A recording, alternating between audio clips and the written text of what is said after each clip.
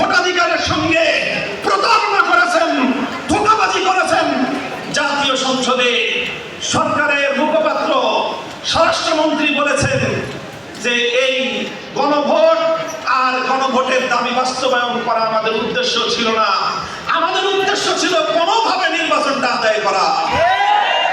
এইভাবে জাতীয় সংসদে স্পষ্ট ভাষায় নিজেদের মুনাফিকের পরিচয় উন্মোচন করে দেওয়ার পর এই জাতীয়তাবাদী দল বিএনপির বাংলাদেশের মানুষের অধিকার নিয়ে কথা বলার আর কোনো মুখ থাকে না।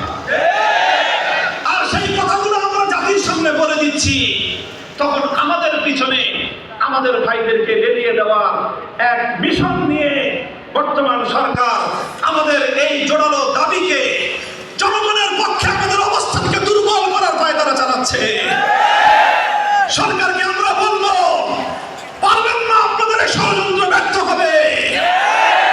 আমরা বিএনপির কল্যাণকামী হিসেবে, আমাদের অতীতের আন্দোলন সংগ্রামের সহযোদ্ধা সহকর্মী হিসেবে তাদেরকে আমরা কল্যাণ কামনা করি, তাদের শুভ কামনা করি, প্রত্যাশা করি জিয়াউর রহমান বেগম জিয়া যেভাবে জনগণের অধিকারকেই তারা চূড়ান্ত লক্ষ্য হিসেবে সাব্যস্ত করেছিল, আমরা তাদের সন্তান আমাদের বর্তমান প্রধানমন্ত্রী তারেক রহমানের কাছ থেকে আমরা একই ভূমিকা প্রত্যাশা করি।